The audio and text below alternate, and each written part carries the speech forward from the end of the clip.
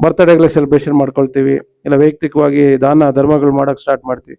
ಇವೆಲ್ಲದೂ ಮಾಡೋಕ್ಕಿಂತ ಹೆಚ್ಚಾಗಿ ಒಬ್ಬೊಬ್ಬ ಸಮಾಜ ಸೇವಕನು ಒಂದೊಂದು ಶಾಲೆನ ದತ್ತಕ್ಕೆ ತಗೊಂಡ್ರೆ ಅವರು ಸ್ವಂತ ಹಣದಿಂದ ಎಲ್ಲ ಮಕ್ಕಳಿಗೆ ಉಚಿತವಾಗಿ ಯಾವುದೊಂದು ಶಾಲೆನ ದತ್ತಕ್ಕೆ ತಗೋಬೇಕಂತ ನಿರ್ಧಾರ ಮಾಡಿದ್ದೀನಿ.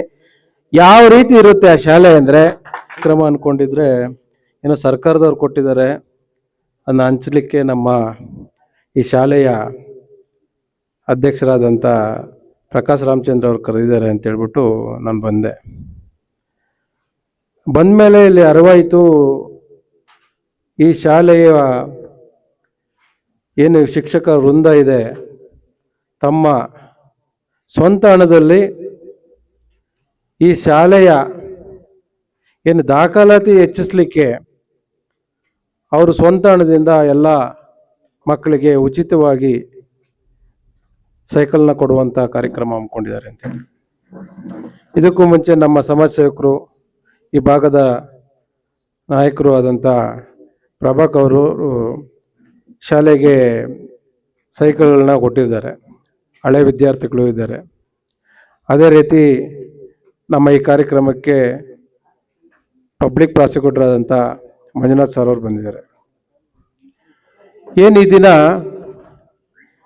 CRP ಸಾಹೇಬರು ಒಂದು ಮಾತು ಹೇಳ್ತಾ ಇದ್ರು, ಇವತ್ತು ಸರ್ಕಾರಿ ಶಾಲೆಗಳ ಅಳಿವು ಉಳಿವು ಈ ಪೋಷಕರ ಕೈಯಲ್ಲಿದೆ. ಏನು ಗಡಿ ಭಾಗದಲ್ಲಿರ್ತಕ್ಕಂಥ ಈ ಶಾಲೆ ಏನು 8ನೇ ತರಗತಿ 9ನೇ ತರಗತಿ 10ನೇ ತರಗತಿ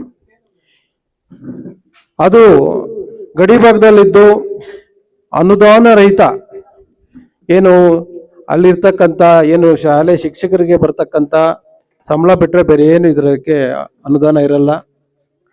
ಆದ್ರೂ ಈ ಶಾಲೆ ಇಷ್ಟು ಅಚ್ಚುಕಟ್ಟಾಗಿ ಉಚಿತವಾಗಿ ವಿದ್ಯೆನ ಕೊಡುವಂಥ ಕಾರ್ಯಕ್ರಮ ಮಾಡ್ತಾ ಇದೆ ಈ ಶಾಲೆ. ಅದರಲ್ಲೂ ಹಿರಿಯರಾದಂಥ ರಾಜಣ್ಣವರು ಹಾಗೆ ಸಾಕಷ್ಟು ಮಹಿಳೆಯರು ಈ ಶಾಲೆಗೆ ದುಡಿತಾ ಇದ್ದಾರೆ. ನನ್ನ ಏನೊಂದು ಕಿವಿ ಮಾತಂದ್ರೆ, ಸರ್ಕಾರಿ ಶಾಲೆಗಳು ಉಳಿಬೇಕು. ಆ ಶಾಲೆಗಳು ಉಳಿದಾಗ ಮಾತ್ರ ಸಾಮಾನ್ಯ ಕಡು ಬಡವನಿಗೂ ಒಂದು ವಿದ್ಯೆ ಸಿಗುವಂಥ ಕಾರ್ಯಕ್ರಮ ಆಗ್ತೈತೆ. ಅದ್ರ ಜೊತೆಯಲ್ಲಿ ನಮ್ಮಂಥ ಸಮಾಜ ಸೇವಕರು ಎಸ್ಪೆಷಲಿ ನೋಡಿ, ನಾನು ನೋಡ್ಕೊಂಡ್ ಬರ್ತಾ ಇದ್ದೆ, 2026-27 ದಾಖಲಾತಿ, ಆಮೇಲೆ 100ರಷ್ಟು ಫಲಿತಾಂಶ. ಅಂದರೆ ಸರ್ಕಾರಿ ಶಾಲೆಗಳಲ್ಲಿ ಓದಿರ್ತಕ್ಕಂಥ ಮಕ್ಕಳು ಪ್ರತಿಯೊಬ್ಬರಿಗೂ ಒಳ್ಳೆ ರೀತಿಯ ವಿದ್ಯಾಭ್ಯಾಸ ಸಿಗುತ್ತೆ. ಖಾಸಗಿ ಶಾಲೆಯಲ್ಲಿ ನಾವು ದುಡ್ಡು ಕೊಟ್ಟು ಓದೋದು ಅದೊಂದು ಲೆಕ್ಕ ಆದರೆ, ನಿಮ್ಗೆ ಅಲ್ಲಿರ್ತಕ್ಕಂಥ ಮೆಂಟಲ್ ಪ್ರೆಷರ್ ಇರ್ಬೋದು, ಅಲ್ಲಿ ಕಲಿಕಾ ವ್ಯವಸ್ಥೆ ಇರ್ಬೋದು, ಬೇರೆ ರೀತಿಯಲ್ಲಿ ಇರ್ತದೆ. ಇಲ್ಲಿ ಶಿಕ್ಷಕರು ತುಂಬ ನುರಿತರಾಗಿರ್ತಾರೆ. 100ಕ್ಕೆ 100ರಷ್ಟು ಫಲಿತಾಂಶ ಬಂದಿದೆ ಅಂದರೆ ಅದನ್ನು ಮೆಚ್ಚುವಂಥ ಕೆಲಸನೇ. ಹಾಗಾಗಿ ಎಲ್ಲರಿಗೂ ಹೇಳೋದು, ಸರ್ಕಾರಿ ಶಾಲೆಗಳನ್ನ ಉಳಿಸ್ಬೇಕು. ಅದೇ ರೀತಿ ನಮ್ಮಂಥ ಸಮಾಜ ಸೇವಕರು ಯಾರ್ಯಾರಿದ್ದೀವಿ, ಈ ಸರ್ಕಾರಿ ಶಾಲೆಗಳನ್ನ ಯಾರಾದರೂ ಈಗೇನೋ ಬರ್ತ್ಡೇಗಳಿಗೆ ಸೆಲೆಬ್ರೇಷನ್ ಮಾಡ್ಕೊಳ್ತೀವಿ, ಇಲ್ಲ ವೈಯಕ್ತಿಕವಾಗಿ ದಾನ ಧರ್ಮಗಳು ಮಾಡೋಕ್ಕೆ ಸ್ಟಾರ್ಟ್ ಮಾಡ್ತೀವಿ. ಇವೆಲ್ಲದೂ ಮಾಡೋಕ್ಕಿಂತ ಹೆಚ್ಚಾಗಿ ಒಬ್ಬೊಬ್ಬ ಸಮಾಜ ಸೇವಕನು ಒಂದೊಂದು ಶಾಲೆನ ದತ್ತಕ್ಕೆ ತಗೊಂಡ್ರೆ ಎಷ್ಟೋ ಒಳ್ಳೇದಾಗೋಗುತ್ತೆ. ಅಟ್ಲೀಸ್ಟು ಈ ತಾಲೂಕಿಗೆ ನಮ್ಮದೇ ಆದ ಕೊಡುಗೆ ಕೊಡ್ದಂಗೆ ಇರುತ್ತೆ. ನಂದು ಮುಂದಿನ ಇನ್ನೊಂದು 2-3 ತಿಂಗಳಲ್ಲಿ ನಂದು ಬರ್ತ್ಡೇ ಬರೋದಿದೆ. ನಾನು ಯೋಚನೆ ಮಾಡ್ತಾ ಇದ್ದೆ ಏನು ಮಾಡಬೇಕು ಅಂತ. ನನಗೆ ಅನಿಸ್ತಾ ಇದೆ, ಈಗ ಅಟ್ಲೀಸ್ಟು ಒಂದು ಯಾವುದಾದ್ರೂ ಒಂದು ಮೂಲೆಯಲ್ಲಿರ್ತಕ್ಕಂಥದ್ದು, ವ್ಯವಸ್ಥೆ ಸರಿಯಾಗಿ ಇಲ್ದಿರ್ತಕ್ಕಂಥದ್ದು ಒಂದು ಶಾಲೆನ,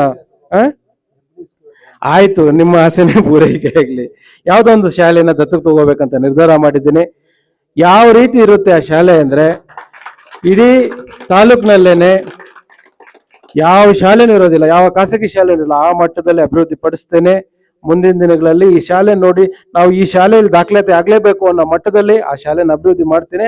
ಆವಾಗ ಸಮಾಜ ಸೇವಕರಿಗೂ ಒಂದು ಮಾರ್ಗದರ್ಶನ ಆಗಬೇಕು.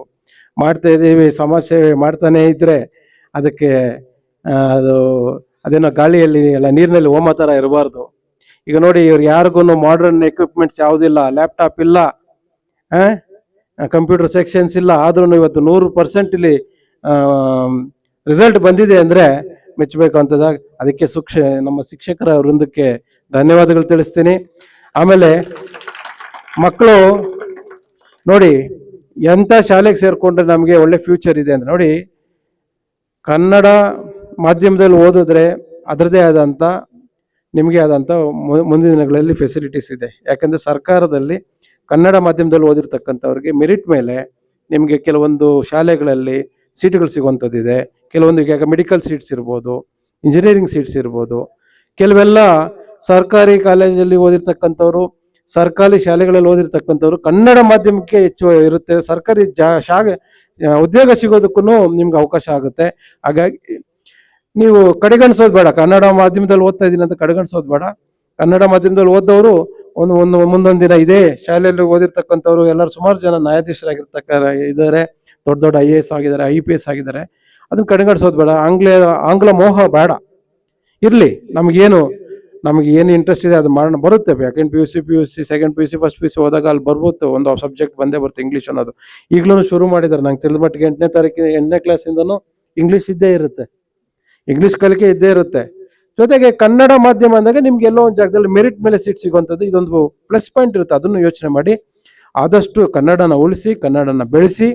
ಅದೇ ರೀತಿ ಸರ್ಕಾರಿ ಶಾಲೆಗಳು ಉಳಿಬೇಕು, ಸರ್ಕಾರಿ ಶಾಲೆಯಲ್ಲಿ ಇರ್ತಕ್ಕಂಥ ಶಿಕ್ಷಕರು ಉಳಿಬೇಕು ಅಂತ ಹೇಳ್ತಾ, ನಾನೇನು ಈ ಅವಕಾಶ ಮಾಡಿಕೊಟ್ಟ ಎಲ್ಲರಿಗೂ, ಎಲ್ಲ ಮಹಿಳೆಯರು ನನ್ನ ಜೊತೆಲಿ ಕುತ್ಕೊಂಡಿದ್ದಾರೆ, ಎಲ್ಲರಿಗೂ ಅಭಾರಿಯಾಗಿದ್ದೇನೆ ಹೇಳ್ತಾ ನಾನು ಮಾತುಗಳು ಮುಗಿಸ್ತೀನಿ. ಧನ್ಯವಾದಗಳು.